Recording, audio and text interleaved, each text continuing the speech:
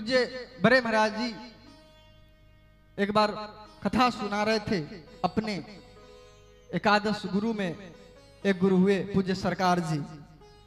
तो पूज्य सरकार जी कभी कभी ब्रज में आते थे, तो जब यहाँ रसिकों से वो मिलते थे तो यही कहते थे कि बाबा ऐसी कृपा करो कि मुझे ब्रजवास मिल जाए। तो संत जानते थे इनकी महिमा को, वो जानते थे। कहते अरे बाबा ये क्या बोल रहे हो, ब्रज तो तेरे पॉकेट में है, तेरे पॉकेट में है।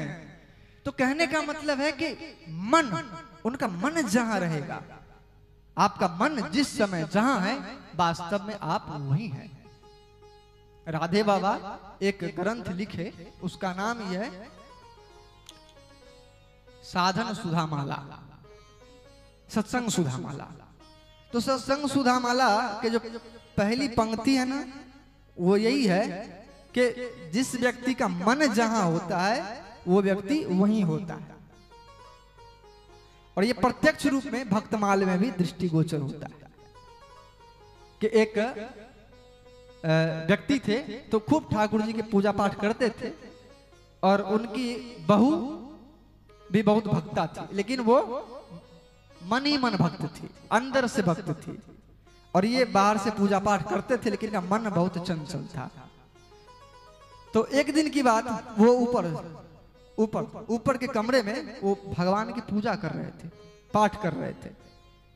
और उसी समय नीचे कोई व्यक्ति आया, और व्यक्ति आया और उसने पूछा अरे बाबूजी कहाँ हैं? तो बोले वो तो जूता पालिश करवाने गए हैं। अब जूता पालिश, वो सुन रहे थे ऊपर से, उनको बड़ा गुस्सा आया कि देखो तो बहुरानी क्या कह रही है, मैं भगवान का पूजा कर रहा हूं और ये कह रही वो जूता पालिश करवाने के लिए गए हैं। पहले तो जैसे तैसे उन्होंने पूजा किया, उनको बहुत गुस्सा चल रहा था, क्या झूठ बोल रही है, पता नहीं किस काम से आया होगा।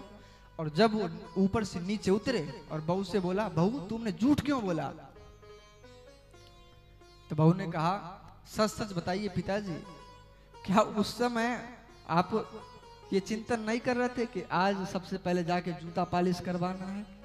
बोले बहू ये बात तो सही है, मैं उस समय यही सोच रहा था, कर तो पूजा रहा था लेकिन मन में यही चल रहा था कि काम बहुत है, जल्दी से जाके जूता पालिश करवाना है। तो इस प्रकार से मन जहां होता है व्यक्ति वहीं होता है। तो मुख्य बात है मन को भगवान में लगाने की आवश्यकता है। खैर आप कुछ भी कर रहे हैं उसमें मन तो है ही, पूजा पाठ कर रहे हैं, कुछ भी कर रहे हैं, मन तो है ही, किंतु मन जितना अधिक लगेगा भगवान उतना ही निकट आएंगे, उतना ही पकड़ में आएंगे। इसलिए भगवान को मन में बसाने की आवश्यकता है।